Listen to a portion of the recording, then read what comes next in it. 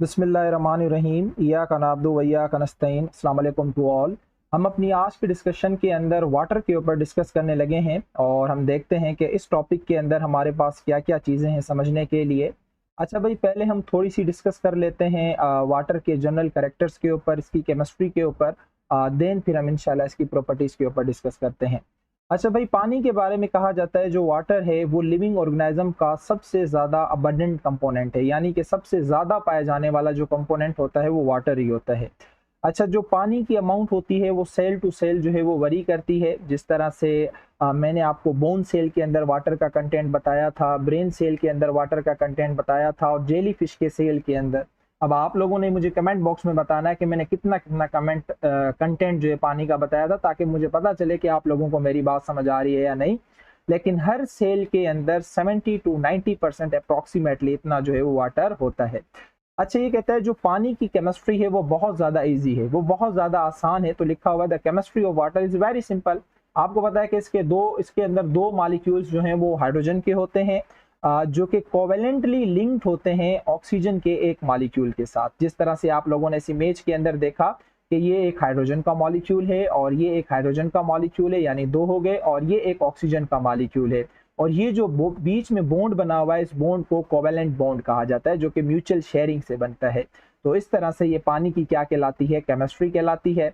और जो वाटर का जनरल फार्मूला है आप सब लोगों को पता होगा, वो H2O होता है। बेटा बाज औकात ये बेसिक बेसिक चीज़ें कभी कभी हमारी टेस्ट में आ जाती है ना, आई मीन हमारी कमीशन की टेस्ट में आ जाती है, हम भूल जाते हैं कि क्या था। ये कितना आसान सा। अब जिस तरह से मैं हर रोज़ जब भी अपना कोई डॉक्यूमेंट सेव करता हूँ तो मैं Ctrl+S से करता हूँ।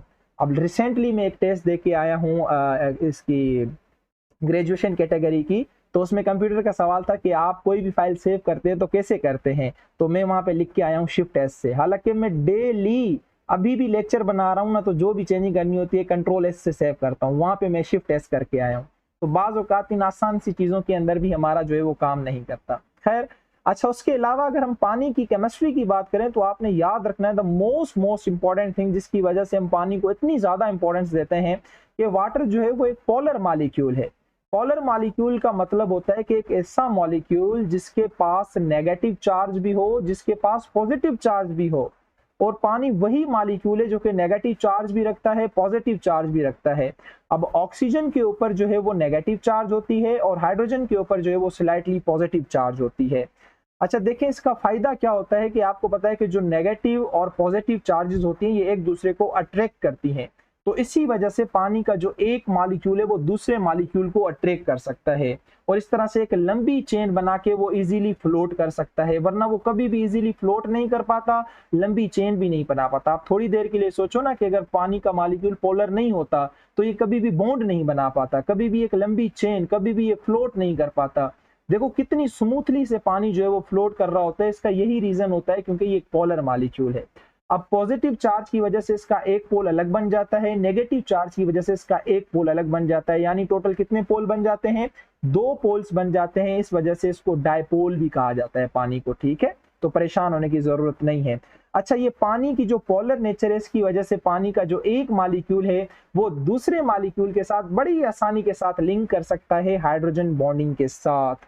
द मोस्ट इंपॉर्टेंट थिंग, देखो जब आपसे ये पूछा जाए ना कि पानी का मॉलिक्यूल आपस में कौन सी बॉन्ड बना रहा है, यानी कि हाइड्रोजन के साथ पानी के ऑक्सीजन का कौन सा बॉन्ड है, तो वो कोवेलेंट बॉन्ड है।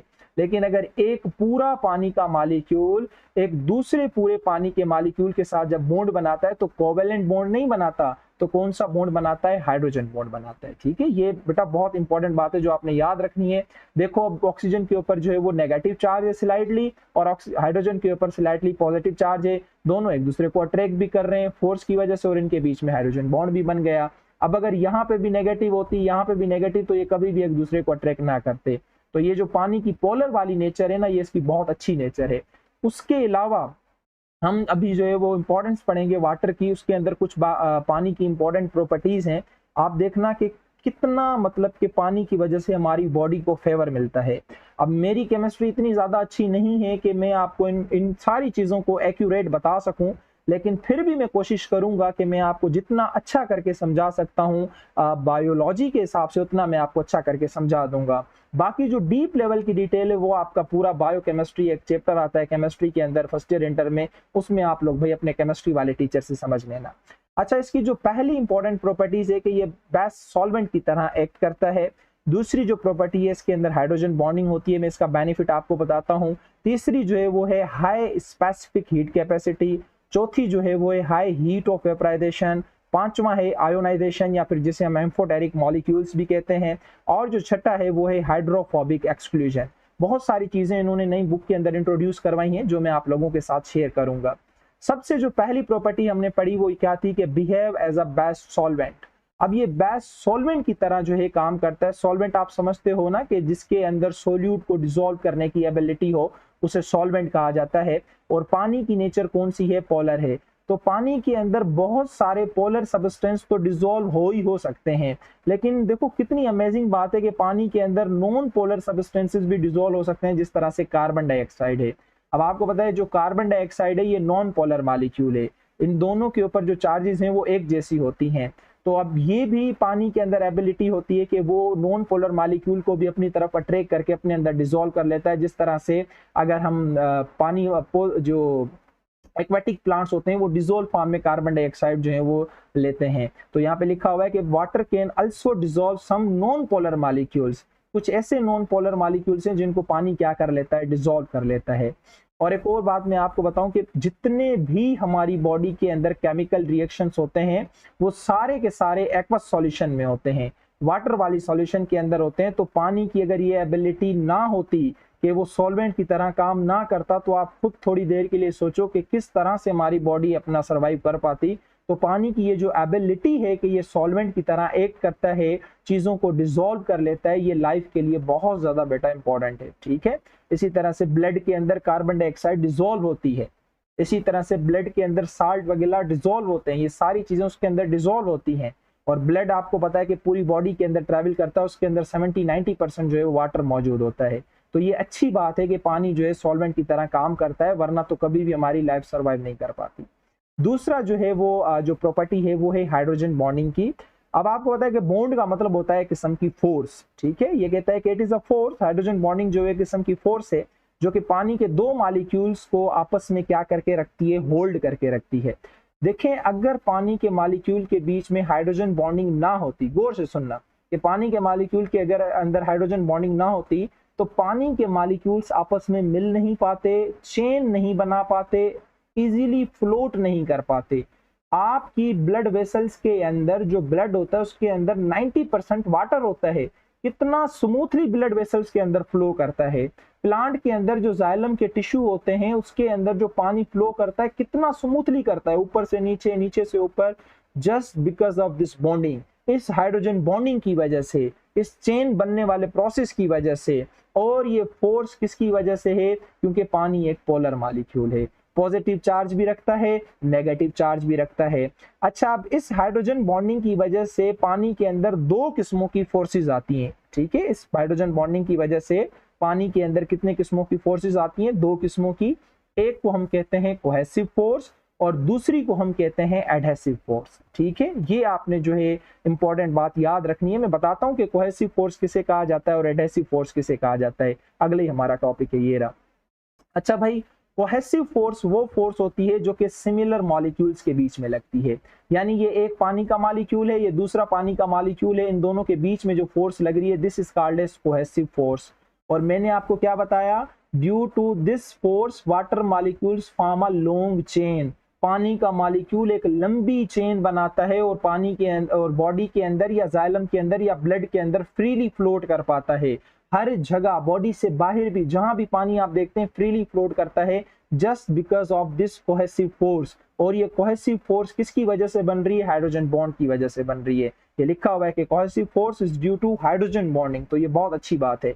अच्छा, सिर्फ पानी आपस में बॉन्डिंग नहीं बनाता, सिमिलर मॉलिक्यूल के अंदर फोर्स नहीं लगाता। अब जाइलम की जो वाल होती है, जाइलम एक टिश्यू है, आप में भी अभी आपने सुना हो कि प्लांट के अंदर दो किस्मों के टिश्यू होते हैं, एक फ्लोएम होता है, दूसरा जाइलम होता है। जाइलम के अंदर वाटर मिनरल ट्रांसपोर्ट होते हैं, फ्लोएम के अंदर ग्लूकोज। तो जाइलम की जो वाल है, इस वाल, ये जाइलम की एक वाल है, जाइलम का एक ट्यूब है जिसके अंदर पानी ने घूमना है, और ये अंदर पानी जो घूम रहा है, ठीक है। अच्छा देखें, अब पानी जब नीचे से ऊपर जाता है तो बड़ी मुश्किल बात होती है कि पानी का नीचे से ऊपर जाए, क्योंकि नीचे से ग्रेविटी इसको खींच रही होती है। तो पानी ऊपर जाने के लिए बेचारा क्या करता है, एक तो इनकी आपस में फोर्स लगी हुई है जिन्होंने कॉलम चेन बनाई हुई है, दूसरा बेचारा पानी क्या करता है कि ये जो फोर्स लगाता है वो इस जाइलम की वेसल्स के साथ, जाइलम के मॉलिक्यूल्स के साथ भी फोर्स लगा रहा है। वाटर का मॉलिक्यूल अपने साथ तो फोर्स लगाता है, कोहेसिव फोर्स, लेकिन जाइलम का वाटर का मॉलिक्यूल इस जाइलम के सेलों के साथ भी क्या कर रहा है, बेचारा फोर्स लगा रहा है। डिफरेंट मॉलिक्यूल्स के साथ भी क्या कर रहा है, फोर्स लगा रहा है, ताकि पानी नीचे से अगेंस्ट द ग्रेविटी जो है वो ऊपर जा सके। तो ये बहुत बड़ी अचीवमेंट होती है। और पानी, जो बड़े दरख्त होते हैं उनके ऊपर जो पानी नीचे से जो ऊपर जाता है, तो उसके लिए एडहेसिव फोर्स का होना बहुत जरूरी है। मैं पूरी डिटेल बता चुका हूँ, पूरा एक लेक्चर है ट्रांसपोर्ट इन प्लांट्स का, उसके अंदर ये मैकेनिज्म में बता चुका हूँ, इन फोर्सेस का मैं बता चुका हूँ कि ये फोर्सेस कितनी इंपॉर्टेंट होती हैं। तो लिखा हुआ है जो एडहेसिव फोर्स होती है ये भी एक किस्म की अट्रैक्शन है जो कि हाइड्रोजन बॉन्डिंग की ही वजह से बनती है, लेकिन इसमें और कोहेसिव में फर्क क्या है कि ये लगती है डिसिमिलर मॉलिक्यूल्स के बीच में। अब डिसिमिलर मॉलिक्यूल्स कौन सा हो सकता है, जब मैं जाइलम की बात करता हूं तो जाइलम का सेल और वाटर का मॉलिक्यूल दोनों अलग अलग हैं। जब मैं इंसान की बात करता हूं तो हमारी ब्लड वेसल्स जो होती है उसके अंदर एंडोथेलियल सेल्स होते हैं, एपिथेलियल सेल्स होते हैं, उनकी और वाटर के मॉलिक्यूल की फोर्स लगती है। तो इस तरह से यहाँ पे लिखा हुआ है कि water molecules are attached with the xylem tissues, यानी जाइलम के सेलों के साथ by the help of adhesive force, adhesive force की वजह से, और पूरी बॉडी के अंदर, प्लांट की बॉडी के अंदर पानी को ट्रांसपोर्ट करता है। अगर ह्यूमन बीइंग की बात करें तो हमारी जो ब्लड वेसल्स है ये बनी हुई है एपिथेलियल सेलों की, एंडोथेलियल सेलों की, तो उनके साथ भी पानी की फोर्स बनती है, तब भी हमारी ब्लड वेसल्स में ये नीचे से ऊपर भी जा रहा होता है, ऊपर से नीचे भी आ रहा होता है। तो क्या लिखा हुआ है नोट के अंदर, both these forces helps in the transportation of water and minerals. इन दोनों फोर्सेस की मदद से जो पानी है वो इतने लंबे लंबे दरख्तों के अंदर, रेडवुड ट्री 300 फीट का दरख्त है उसके अंदर जाता है, just because of this forces. तो मुझे उम्मीद है कि ये वाला किस्सा जो है ये आप लोगों को बहुत बहुत अच्छे तरीके से समझ आ गया होगा। अच्छा, उसके बाद इसकी जो अगली प्रॉपर्टी है वो है हाई स्पेसिफिक हीट कैपेसिटी। थोड़ी देर के लिए आप हाई का लफ्ज भूल जाएं, आप फोकस करें स्पेसिफिक हीट कैपेसिटी के ऊपर। मैं आपको समझाता हूं कि स्पेसिफिक हीट कैपेसिटी किसे कहा जाता है। आपने केमिस्ट्री के अंदर भी पढ़ा होगा, और मैंने आपको शुरू में बता दिया भाई मेरी केमिस्ट्री है 0, तभी तो मैं आज मेडिकल के अंदर जो है वो एक MBBS डॉक्टर भी नहीं बन सका, क्योंकि मेरी केमिस्ट्री बहुत ज्यादा वीक थी। मैं रहा भी केमिस्ट्री की वजह से, तो मुझे इतनी ज्यादा केमिस्ट्री नहीं आती, लेकिन मैं कोशिश करता हूँ आपको समझाने की।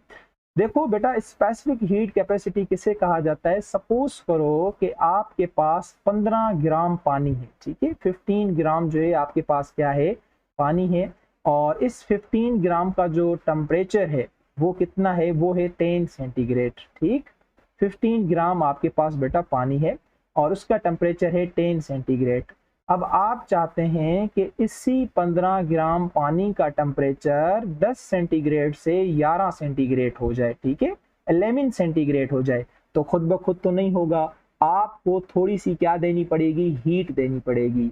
तो वो जब आप इसको हीट देंगे तो इसी 15 ग्राम वाटर का टेम्परेचर 10 सेंटीग्रेड से कितना हो जाएगा, 11 सेंटीग्रेड हो जाएगा। तो ये जो आपने हीट दी, इस हीट को कहा जाता है स्पेसिफिक हीट कैपेसिटी।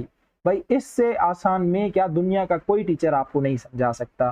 तो ये लिखा हुआ है द अमाउंट ऑफ एनर्जी, यानी द अमाउंट ऑफ एनर्जी या heat is the form of energy needed to increase the temperature of 1 gram of that substances by 1 centigrade। ये एक डेफिनेशन है, इसका मतलब वही है कि आपके पास 1 ग्राम जो है वो वाटर है और आप चाहते हो कि आप उसका 1 सेंटीग्रेड टेम्परेचर बढ़ा दो, ठीक है, और उसके लिए जो आपको हीट रिक्वायर्ड होती है वो कहलाती है स्पेसिफिक हीट कैपेसिटी। समझ आ गया, ये डेफिनेशन भी समझा दी और ये कॉन्सेप्ट भी समझा दिया। डेफिनेशन क्या कहती है, आपके पास 1 ग्राम जो है वाटर है, आप उसका टेम्परेचर 1 सेंटीग्रेड बढ़ाना चाहते हो, सिर्फ 1 सेंटीग्रेड, और उसके लिए जो आपको हीट देनी पड़ेगी उसको कहा जाता है स्पेसिफिक हीट कैपेसिटी। और आपने याद रखना है, कई बार PMC की टेस्ट में पूछा गया है, जो वाटर की स्पेसिफिक हीट कैपेसिटी होती है वो हाई नहीं होती, बहुत ज्यादा हाई होती है, टू हाई होती है। और ये बहुत अच्छी बात है, ये हमारी बॉडी के लिए बेनिफिट है।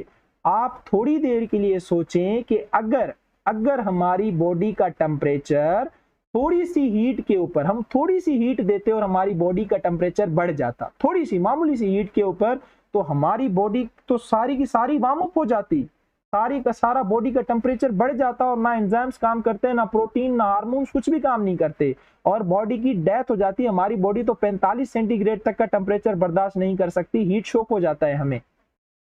तो ये पानी की बहुत अच्छी आदत है कि पानी का टेम्परेचर तब तक नहीं बढ़ सकता जब तक आप उसे बहुत ज्यादा अमाउंट के अंदर हीट ना दें, क्योंकि पानी की जो स्पेसिफिक हीट कैपेसिटी है, टेम्परेचर को जो बढ़ाने वाली जो कैपेसिटी है वो बहुत ज्यादा होती है। तो हमें बहुत ज्यादा एनर्जी देनी पड़ती है, बहुत ज्यादा हीट देनी पड़ती है, तब जाके हमारी बॉडी का टेम्परेचर हाई हो जाता है। तो इस तरह से लिखा हुआ है the specific heat capacity of water is too high, बहुत ज्यादा होती है। It takes lot of energy to warm up, बहुत सारी, जब तक आप इसे एनर्जी नहीं देंगे तब तक ये वार्म अप नहीं होगा। अगर ऐसा होता कि इसकी स्पेसिफिक हीट कैपेसिटी बहुत कम होती, थोड़ी सी हीट दी, टेम्परेचर बढ़ गया, बॉडी सर्वाइव ही नहीं कर पाती, एंजाइम्स काम नहीं करते, प्रोटीन्स काम नहीं करती, हार्मोन्स काम नहीं करते। तो इस वजह से देखो पानी ने कितनी बड़ी कुर्बानी दी हुई है कि हमारी बॉडी का टेम्परेचर भी मेंटेन किया हुआ है। तो इसलिए पानी को जो है वो टेम्परेचर स्टेबलाइजर भी कहा जाता है, यानी ये टेम्परेचर को स्टेबलाइज करता है। बहुत अच्छी बात है। ओके, उसके बाद, और ये अल्लाह ताला की शान है, उसके बाद हाई हीट ऑफ वेपराइजेशन। अब इसी तरह से फिलहाल हाई को भूल जाओ, हीट ऑफ वेपराइजेशन के ऊपर हम बात करते हैं। हीट ऑफ वेपराइजेशन का मतलब होता है कि इतनी हीट जिसमें आपकी बॉडी का जो लिक्विड है वो वेपर्स की फॉर्म में कन्वर्ट हो जाए, इसे हीट ऑफ वेपराइजेशन कहा जाता है। अब इसी तरह से हमारी बॉडी की जो हीट ऑफ वेपराइजेशन है वो बहुत ज्यादा हाई है। यानी कहने का मकसद क्या है, देखो कितनी कितनी बेहतरीन चीज है, कितनी जबरदस्त चीज है कि अगर ऐसा होता कि हम बॉडी के अंदर थोड़ी सी हीट देते, सुनना गौर से, अगर हम बॉडी के अंदर थोड़ी सी हीट देते और ज्यादा पानी वेपराइज हो जाता, थोड़ी सी हीट देते, समझो इस बात को, आपने थोड़ी सी हीट दी और ज्यादा पानी वेपराइज हो गया, तो थोड़ी थोड़ी हीट पे आपकी बॉडी का तो सारा पानी वेपराइज हो जाएगा। आपने मामूली सी हीट दी और सारा पानी का बॉडी का पानी वेपराइज हो गया, पीछे बॉडी सर्वाइव नहीं कर पाएगी, डेथ हो जाएगी, डिहाइड्रेशन हो जाएगी। तो ये कहता है कि पानी को वेपराइज करने के लिए हमें बहुत ज्यादा हीट देनी पड़ती है। यानी कि आपकी बॉडी के अंदर जितनी ज्यादा हीट पड़ी हुई है जो काम की नहीं है, वो आप सारी की सारी भी लगा देंगे ना, तो उसकी वजह से सिर्फ आपका 1 ग्राम पानी भी वेपराइज बड़ी मुश्किल से हो। तो ये कितनी अच्छी बात है कि हम ज्यादा हीट को निकाल रहे हैं कम पानी के लॉस में। अगर ऐसे होता कि हम कम हीट को निकालते ज्यादा पानी के लॉस में, तो बॉडी का नुकसान भी अलग था, हीट भी अंदर रह जाती, वो नुकसान अलग था। तो यानी कि आप ज्यादा हीट देके कम पानी को बॉडी से बाहर निकलवा रहे हैं, तो ये अच्छी बात है या बुरी बात है? भाई बहुत अच्छी बात है। अगर मेरी बॉडी है, मेरी बॉडी के अंदर हीट की अमाउंट बहुत ज्यादा बढ़ गई है और हीट को निकालने के लिए, टेम्परेचर को मेंटेन करने के लिए हमारे पास एक ही प्रोसेस होता है जिसे हम पर्सपायरेशन कहते हैं, स्वेटिंग कहते हैं इंग्लिश के अंदर, एक ही प्रोसेस है। और उसके अंदर ज्यादा से ज्यादा हीट में लगा देता हूं, मामूली सा पानी मेरा जाया होता है, जो कि बहुत अच्छी बात है। ज्यादा हीट भी चली गई, पानी भी इतना नहीं गया, बॉडी का टेम्परेचर भी रिक्वायर्ड हो गया। तो ये अच्छी बात है कि हमारे अंदर हाई हीट ऑफ वेपराइजेशन होती है, यानी बहुत सारी आप हीट दो और हल्की सी आपकी क्या होगी, वेपराइजेशन होगी। यहाँ पे पहले definition, the amount of heat required to change the liquid state into vapors considered as heat of vaporization। अल्लाह खैर सलाह।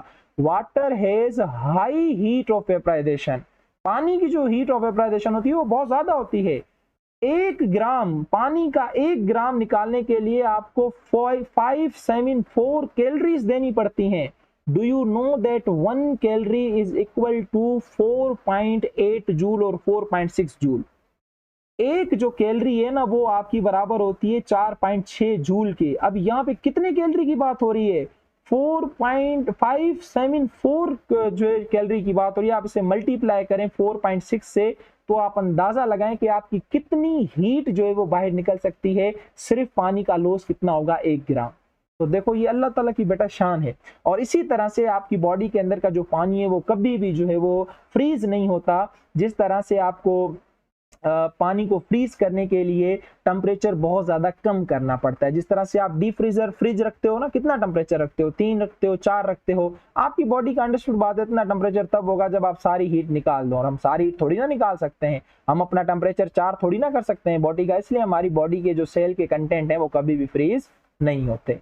तो हाई स्पेसिफिक हीट कैपेसिटी भी समझ आ गई होगी, हाई हीट ऑफ वेपराइजेशन भी समझ आ गई होगी, दोनों का कंसेप्ट भी अच्छे तरीके से आप लोगों को समझ आ गया होगा।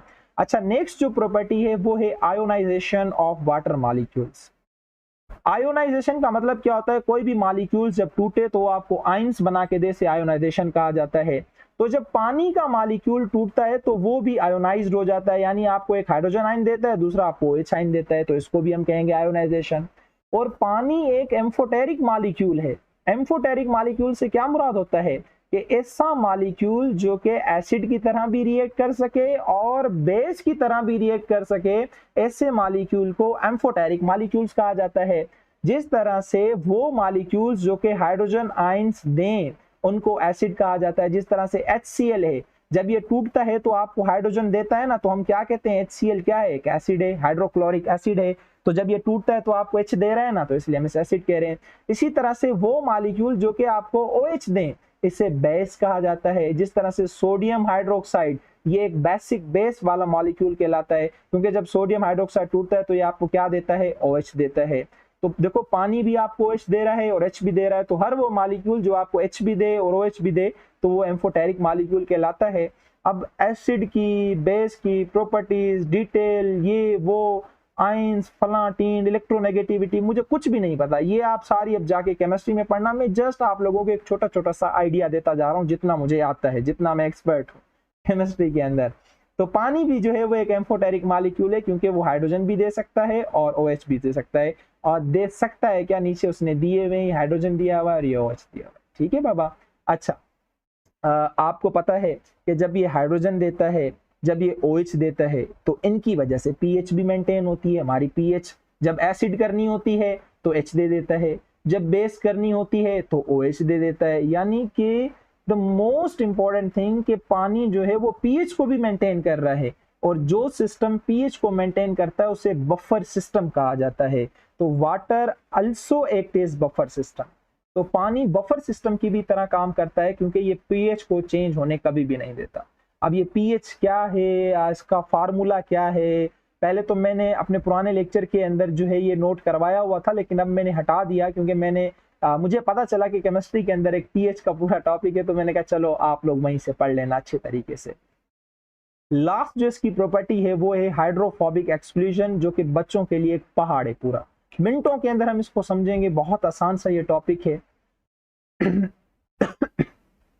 सॉरी, आपने कभी देखा है कि आपके पास एक पानी का गिलास है, उस गिलास के अंदर ये पानी पड़ा हुआ है, और आपने इसके अंदर ऑयल के ड्रॉप डाले, एक ड्रॉप इधर डाला, एक ड्रॉप इधर डाला, एक ड्रॉप इधर डाला, ठीक है, ये 3 ड्रॉप डाले, 1 2 और ये 3 ड्रॉप।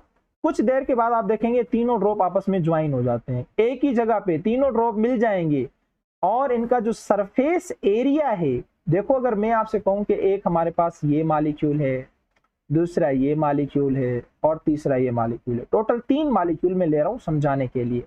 अब इनका जो सरफेस एरिया है वो देखें कितना है। अब पानी यहाँ भी रिएक्ट करेगा, यहाँ भी, यहाँ भी, यहाँ भी, मतलब कि चारों तरफ से पानी ने इसको क्या किया हुआ है, घेरा हुआ है ना, इसका सरफेस एरिया ज्यादा है। इसी तरह से इसको भी इस तरह से पूरी जगहों से इस तरह से पानी ने जो इसको इस तरह से घेरा हुआ है, इसी तरह से यहाँ से इसको भी पानी ने अच्छे तरीके से चारों तरफ से घेरा हुआ है, ठीक है, इस तरह से। अब होता यह है कि अगर ऐसा हो कि मैं इनका कांटेक्ट एरिया जो है वो रिड्यूस कर दूं, कांटेक्ट एरिया जो है वो कम कर दूं, तो इन तीनों को मैं आपस में मिला दूं। जब मैं इन तीनों को ऐसे करके और ऐसे करके मिला दूंगा, अब पानी का मॉलिक्यूल यहां से, एक मिनट मार्कर चेंज करूं, ओके, पानी का मॉलिक्यूल यहाँ रिएक्ट कर सकता है, लेकिन यहाँ नहीं कर सकता, यहाँ नहीं कर सकता। यानी कि हमने इसका सरफेस एरिया क्या कर दिया, कम कर दिया। इसका कांटेक्ट एरिया हमने क्या कर दिया, कम कर दिया। यहाँ पे कांटेक्ट एरिया चारों तरफ से, यहाँ पे कांटेक्ट एरिया चारों तरफ से नहीं है, हमने इसके कांटेक्ट एरिया को कम कर दिया। तो पानी के अंदर ये एक बड़ी अच्छी एबिलिटी होती है कि ये कांटेक्ट एरिया को क्या कर देता है, कम कर देता है। और जितने भी ऑयल के स्ट्रक्चर होते हैं, जो लिपिड के बने हुए ऑयली स्ट्रक्चर होते हैं, उनको आपस में मिला देता है, उनको आपस में ज्वाइन कर देता है, उन छोटे छोटे ड्रॉप्स को मिला के एक बड़ा ड्रॉप बना लेता है, उनका कॉन्टेक्ट एरिया कम कर देता है। वाटर की इस प्रॉपर्टी को हाइड्रोफोबिक एक्सक्लूजन कहा जाता है। आजमा के देख लेना, पानी का गिलास लेना, अलग अलग जगहों पे ड्रॉप डालना, कुछ देर के बाद देखोगे पानी उन अलग अलग ड्रॉप को मिला के एक ही ड्रॉप कर देगा, उनका कॉन्टेक्ट एरिया कम कर देगा। ठीक है, अच्छा, इस प्रोसेस को कहा जाता है हाइड्रोफोबिक एक्सक्लूजन। अब मुझे इतनी तो उम्मीद है कि आपको ये तो पता चल गया कि हाइड्रोफोबिक एक्सक्लूजन किसे कहा जाता है, कि पानी के मॉलिक्यूल्स की वो एबिलिटी कि वो ऑयल के ड्रॉप्स को जोड़ के एक सिंगल ऑयल का ड्रॉप बनाए, इसे हाइड्रोफोबिक एक्सक्लूजन कहा जाता है। और उसका कॉन्टेक्ट एरिया भी रिड्यूस कर दे, ये आगे लिख देना। अच्छा, अब आप कहोगे कि सर आपने तो कहा इसका बेनिफिट है, बेनिफिट तो बताएं क्या है इसका। देखिए, अगर हम सेल की बात करें, सेल की जो प्लाज्मा मेम्ब्रेन होती है ना, वो बनी हुई होती है लिपिड के मॉलिक्यूल्स की, आइल्स की बनी हुई होती है। अगर मैं आपको अभी आसान लफ्जों में समझाऊं तो ये जो प्लाज्मा मेम्ब्रेन है पूरी की पूरी ये बनी हुई है आइल की। अब आइल की बनी हुई है तो जो प्लाज्मा मेम्ब्रेन होती है, जो सेल मेम्ब्रेन होती है, ये बेटा सिलेक्टिव परमिएबल होती है, ये डिफरेंशियल परमिएबल होती है। परेशान नहीं होना इन लफ्जों को सुन के। सिलेक्टिव या डिफरेंशियल परमिएबल का मतलब ये होता है कि अगर किसी चीज ने सेल के अंदर आना है तो पहले प्लाज्मा मेम्ब्रेन से परमिशन लेनी है, अगर किसी चीज ने सेल के बाहर जाना है तो पहले प्लाज्मा मेम्ब्रेन से परमिशन लेनी है। हर मॉलिक्यूल अपनी मर्जी से नहीं आ सकता, हर मॉलिक्यूल अपनी मर्जी से नहीं जा सकता। परमिशन लेके मॉलिक्यूल अंदर आएगा, परमिशन लेके मॉलिक्यूल बाहर जाएगा। इस प्रॉपर्टी को कहा जाता है सिलेक्टिव परमिएबल। और अगर मैं आपसे पूछूं कि प्लाज्मा मेम्ब्रेन की ये जो सिलेक्टिव परमिएबिलिटी है, ये जो स्ट्रक्चर है, ये किसकी वजह से बना हुआ है बेटा, ये हाइड्रोफोबिक एक्सक्लूजन की वजह से बना हुआ है। ये पानी की मेहरबानी है कि उसने इस लिपिड के मॉलिक्यूल को, इस तरह से लिपिड के मॉलिक्यूल होते हैं इस तरह से प्लाज्मा मेम्ब्रेन में, इस पानी की वजह से इसने क्या किया हुआ है, पानी ने इन सारे मॉलिक्यूल्स को इस तरह से जोड़ा हुआ है कि बीच में कोई सुराख नहीं रहा हुआ। अगर कोई सुराख होता, हर मॉलिक्यूल अपनी मर्जी से आता, हर मॉलिक्यूल अपनी मर्जी से बाहर जाता और इस तरह से सेल सर्वाइव नहीं कर पाता।